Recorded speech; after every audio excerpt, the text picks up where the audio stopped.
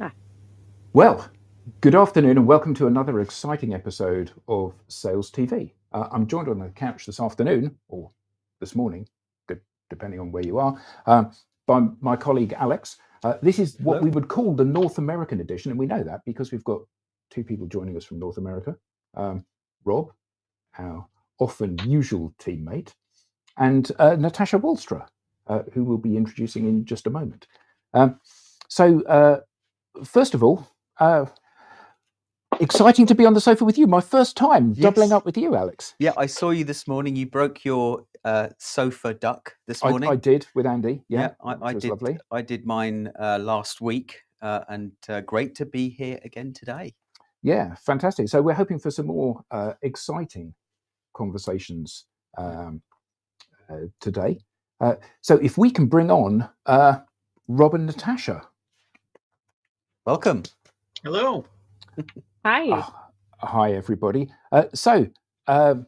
Rob, introduce yourself quickly for those joining again from the UK that didn't have you this morning.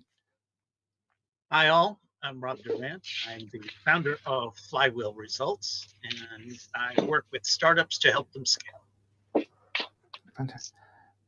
And now to Natasha. So this is Natasha Walstra.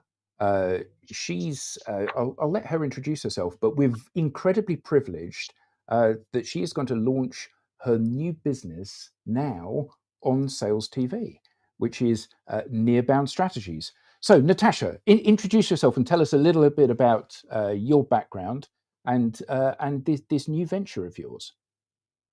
Yes, thank you so much for having me.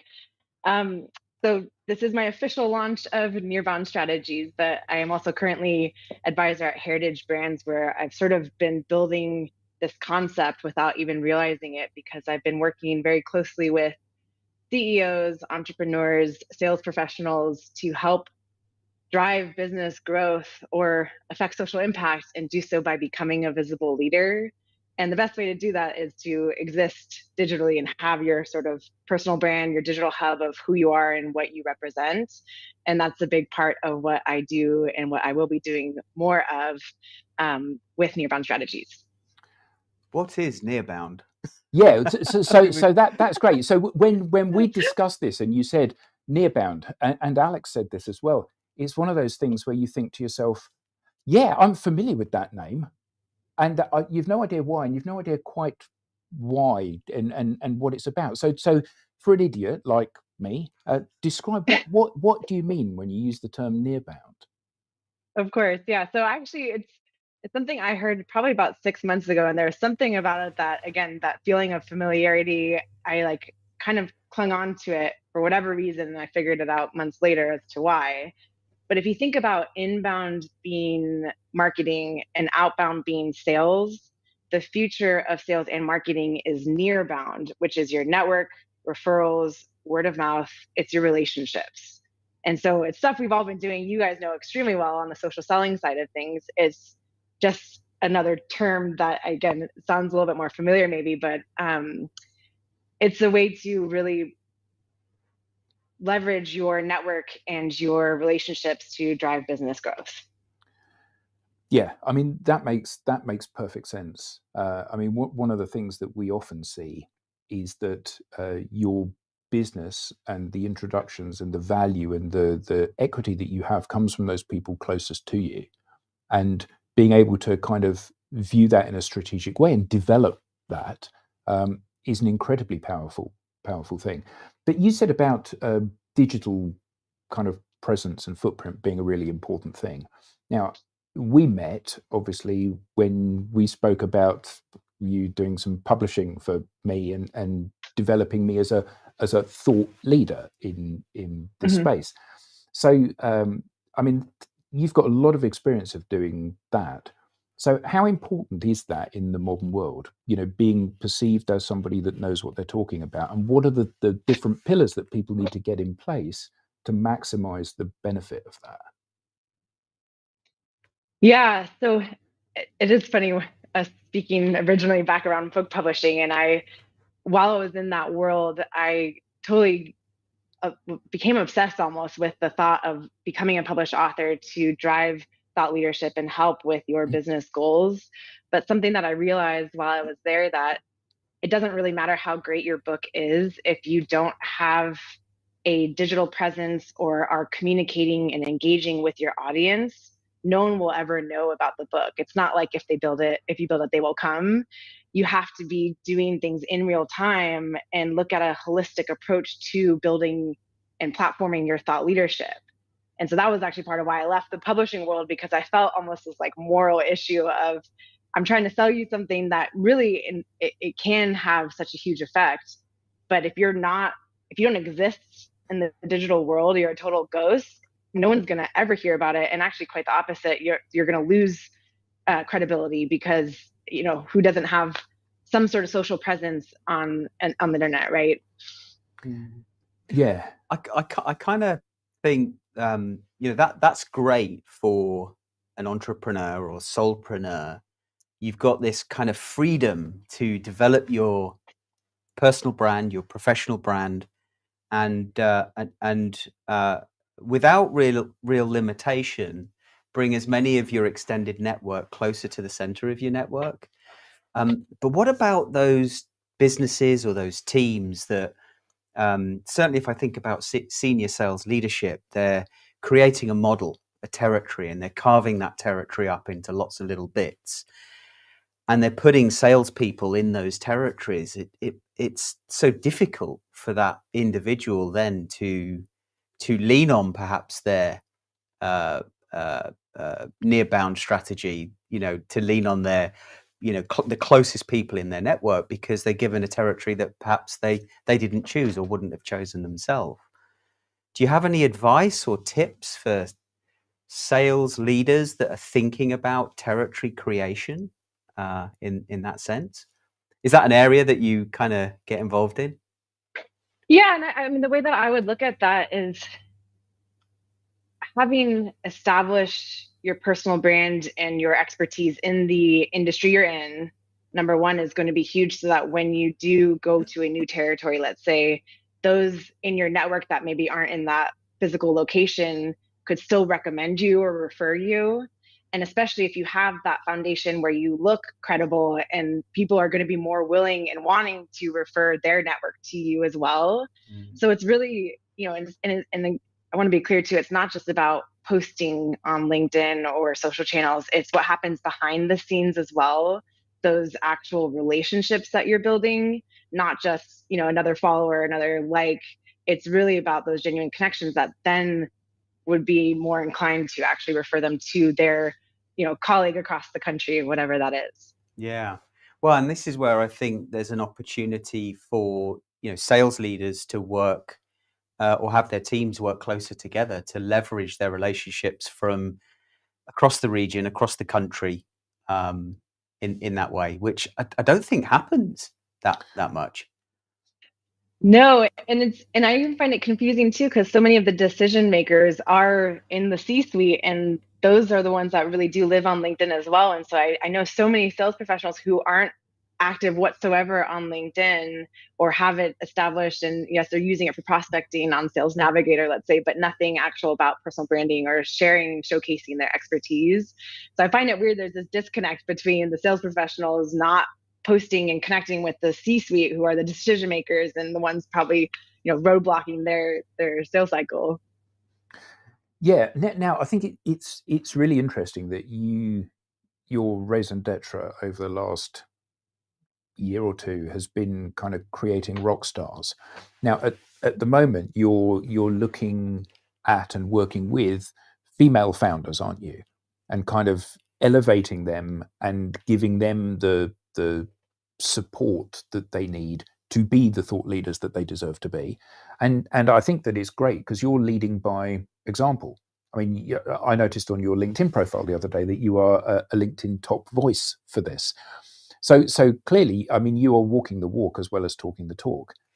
So are you finding that when you're working with female founders, they struggle in a way that men don't, because they lack the confidence, because of the matriarchy and things, glass ceilings and all of this, or does that make them more robust and able to embrace this and go, yeah, I can do this? Yeah, that's an interesting question, and that's an area I'm so excited to be working more with female founders, because I've been through it myself too, and I still, to be honest, I'm struggling with a lot of this, and imposter syndrome. It's quite clear, but it's one of those things that I've been realizing is that we've been told not to show off, take care of other people first, make sure um, we're putting others first a lot of the time. And so a lot of what I'm hearing and what I'm working with my clients on, it's not just around the training and accountability side of things, but it is that mindset and the imposter syndrome, those fears. It's not about me, it's about the product. I don't want to come off like I'm showing off. And so those are the things that I'm just helping them work through it, because it's not showing off, it's your experience and your expertise that you're proud of, and you can share it with your audience and your future clients, and it just helps accelerate your business goals so much more. And so once we kind of talk through it, a lot of my conversations tend to almost feel like therapy in some ways, because I'm going to help push through that and understand what is that roadblock specifically. And most likely I probably felt it too. And, I didn't intentionally build my personal brand knowingly. I started it out of fear, actually, because I landed a job in tech sales as an SDR. It was one of those, 100 dials a day, cold calling, absolutely soul crushing. And I was having nightmares every day. So, but I'm also really competitive. So I had to find a way to hit my numbers. And that's actually how I discovered LinkedIn. So it wasn't like I was going out there to build my personal brand. I was trying to hit my numbers. It was kind of almost out of desperation, but it felt like a more authentic, natural way of doing it.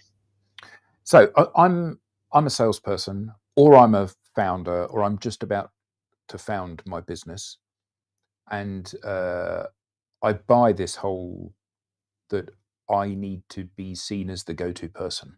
I absolutely buy that, particularly as a founder. I have to be seen, but I'm starting from ground zero. And some of the comments that we've heard previously has been, well, it's a bit late. It's not worth me joining Twitter now, for example. It's not worth me joining Twitter because everyone's, already got like thousands of followers, and I'll never be able to catch up. So I'm starting from a ground zero. What are the steps I need to go through as a founder in of a business to put myself as that figurehead in the public domain, so people look at me and they go, well, okay, here's somebody that I could do business with, or here's someone that knows what they're talking about? What are those different pillars that one needs to develop, do you think? There's sort of I don't want to say obvious, but the things that you can pretty much Google, and say, how do I optimize my profile, right? And so you get it set up to look a certain way. But of course, LinkedIn used to be more around job searching, career hunting, right? And now it's really a way it's almost like it's your dating profile, right? And it's a way to build trust before you're even interacting with your audience or clients, prospects, etc. And so if you can go into like your profile creation thinking about that one person that you want to talk to, and find a way to connect with them and make them want to continue a conversation or start a conversation with you, that's what I would have in mind as you're setting that foundation and making sure your picture is right, your headlines there, the featured section. Like those are things, again, it's kind of LinkedIn 101, but really thinking and putting yourself in the shoes of those you're talking to, and actually talk to them. Yeah. There's been some great comments so far. Thank you, Kristen, Spencer, and you've been very active. There is a question from Bob Britton, who's been on the show before. But before I go to Bob's point, what you're saying reminds me of social selling. So how do you, like, everything you're saying is pretty much, well, isn't that okay? How is it different? You must get that when you're talking to clients. Isn't what you're talking about social selling? We've tried that. So social selling is part of NearBound, I would Okay. say. Like the whole NearBound strategy includes like all of the networking, the social selling, like that is part of it, but you can't really do social selling if you don't have if you don't exist on your digital platforms, right? Yeah. And so what my focus is right now is really on making sure that you appear as credible as you actually are. Okay. Because that's the part that kind of gets forgotten at times, right? Like you can, and a lot of people are doing NearBound IRL, right? In real life events, networking, conferences. We're very much used to that, but now it's time to translate that to the digital realm because we are so much more digitally savvy because of COVID in the last few years, right? I mean, look at us right now. We're in two countries, I guess, right? Yeah. I'm actually keynote speaking at a LinkedIn local in New Zealand tonight or at 2:30 this morning. So, I mean, it's quite wild, but that's part of it, right? That's all NearBounding.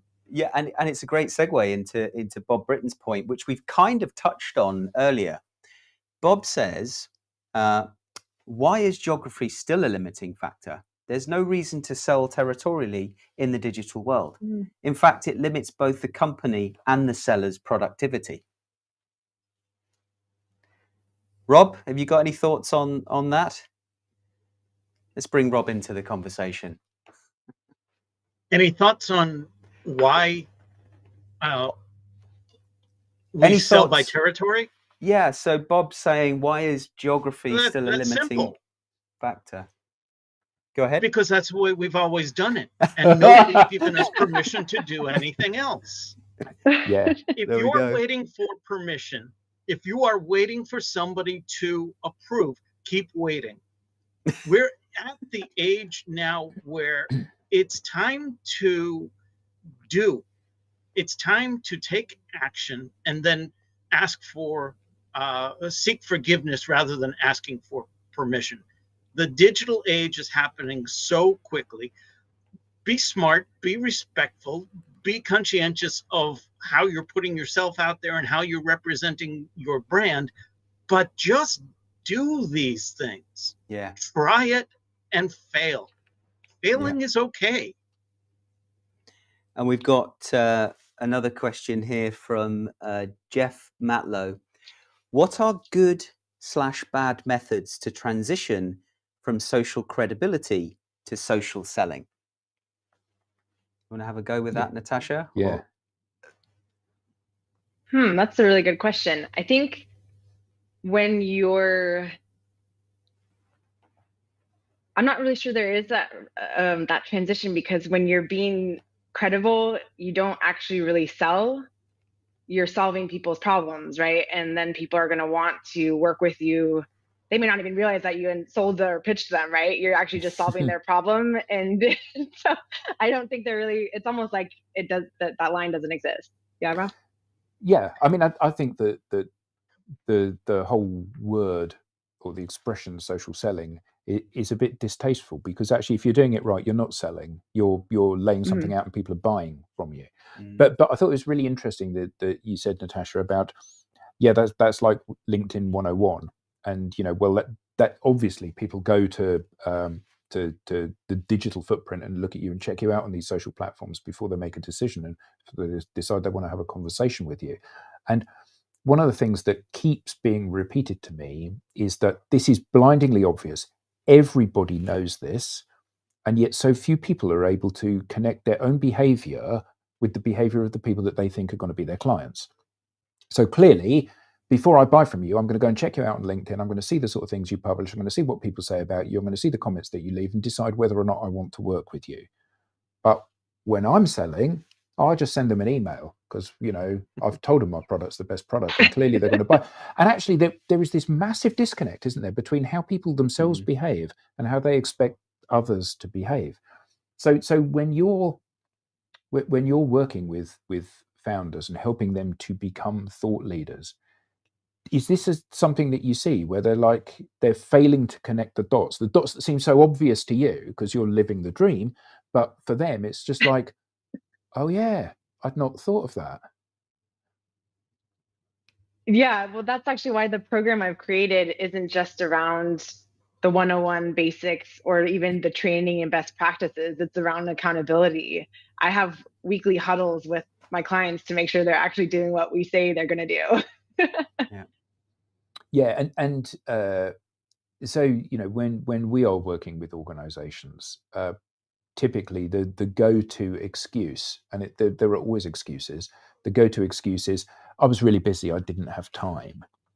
And so what are you seeing as some of the levers that you need to pull to make sure that people do these things? Because, you know, knowing it is one thing, doing it is something entirely different, and doing it repeatedly, week after week, month after month, is a different thing again. I drive it back to how it's going to help them make more money. If they spend, and it's an ask of mine, I do say, you know, I'm not asking you to spend hours and hours on LinkedIn by any means, but if you commit to 30 minutes a day, and again, this isn't just about posting, it's about connections, it's about DMs, it's about comments, they're going to start seeing results very quickly. And so, you know, I use in real time, I'm a case study for this. The last, I don't know how many deals I've closed came from some sort of activity I did on LinkedIn. I can point to each of the activities too. And again, it wasn't always a post. It was a comment on Twitter I made that led to a coffee that led to me working out with a state senator, right? Like things like that are just so enticing. I can tell these stories and point to them and say, let's do it for you now. And it'll make money for you or help you get to your goals, whatever that is. And so driving it back to ROI is typically how I have to look at this. and then they're more inclined. So we've got another question here from well, it's more a statement. I'd love to get your view on, Natasha. Bob says the AIDA model still applies when building your digital brand. Grab their attention, that's the A, get them interested, have them make a decision, and get them to take action. I'm not sure I fully agree, but what are your thoughts on that comment from Bob? So I think a lot of times what I'm seeing, and I'm not sure if I totally have this right, but you know, people expect things to just happen once they see these comments or posts, or you know, once you build your personal brand and you start to do these type of networking, that people are just still going to just come to you. It doesn't work that way. There still has to be conversation. There still has to be you know, some back and forth and follow up and all the standard things. But I think, you know, there is a balance there, I'd say.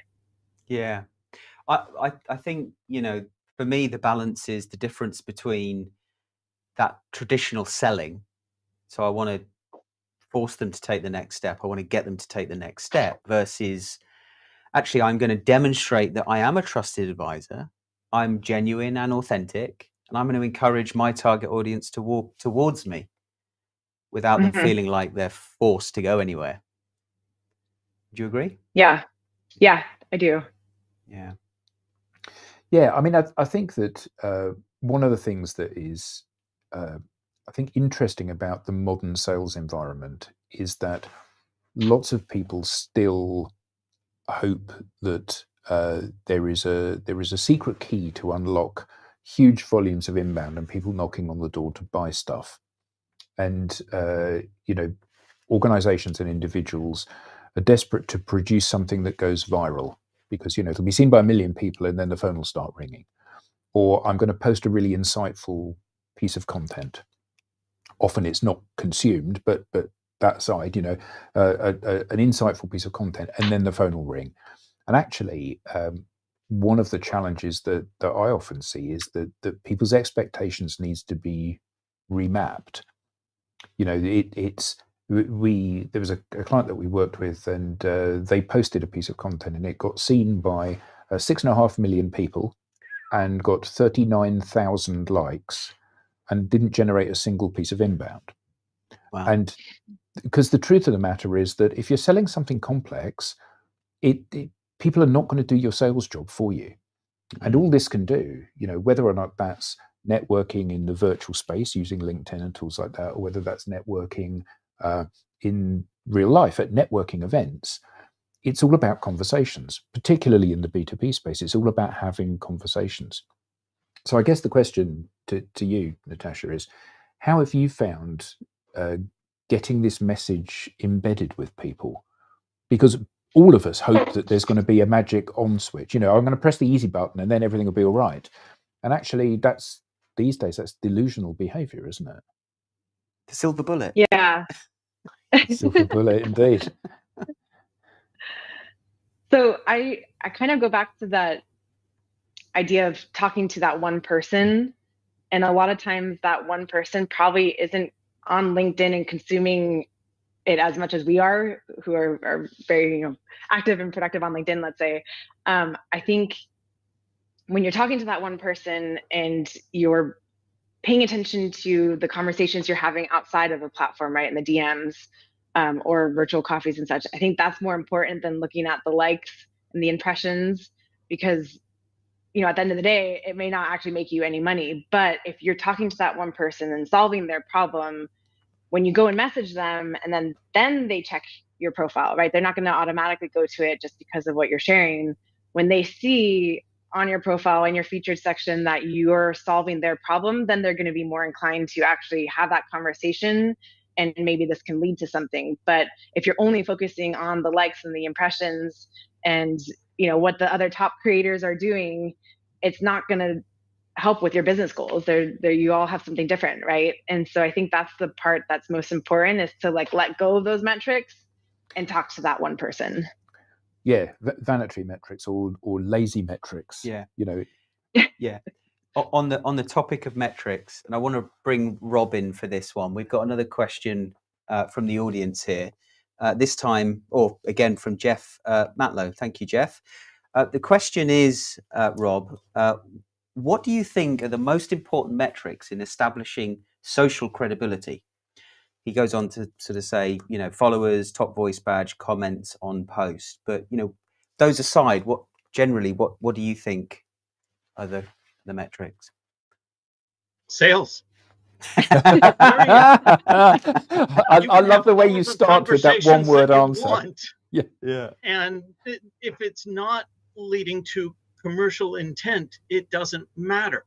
Yeah. I want to go back to the question that was earlier. When do you transition from NearBound to social selling? Never. It's not about selling. I tell my students all the time, success in life is not about what you know. Success in life is also not about who you know. Success in life is determined by who knows what you know. NearBound is your opportunity to get to know more and more people and have them know you for what you know. There is no, hey, now that we've had a coffee, I'm going to send you a pitch a week from now or an email ad a week from now. Never. What it is now that we've had a coffee and you know what I represent and you know what I need and I know what you represent and I know what you need, I am happy facilitating introductions to people that can help you if you would do likewise for me. And it's about being that person's go-to person in their Rolodex. Everyone needs a good doctor, a good lawyer, and a reliable mechanic in their Rolodex. You want to be the person of interest in their Rolodex for what you want to be known for. That's it. Yeah. And how do you measure that success? By more and more phone calls that lead to commercial intent. It's the referrals, it's the conversations, it's all of that. It's sales. Yeah, great point. That never gets old, that saying. That is going to be known as the professor's saying. As the professor always says, yes. Natasha, would you add anything? We've just over a minute to go. Yeah, I 100% agree. And that's why it's so important to take things off of the platform and have these genuine, real connections, right? With that being said, though, a lot of times people judge a book by a cover, right? It is the truth, right? And so going onto someone's page and it at least looks like something you'd want to refer or want to have that conversation, it is important to portray your expertise that way. And so that's why I focus so much on yes, your LinkedIn profile does matter. People do read it. You do too when you look at other people. So let's look at yours and make it sound like yours is something that you're proud of, that does represent you. And that's not something that was written by ChatGPT or, or that's marketing copy and pasted jargon. Make it yours and build that trust before you have that conversation. So it all goes much faster and you make more money. And it's an ongoing thing. Wonderful. Well, thank you all very much indeed. Thank you everyone that's tuned in. Thank you, Rob. Thank you, Alex, of course. And most of all, thank you, Natasha. We'll see you all again next episode. Take care. Bye.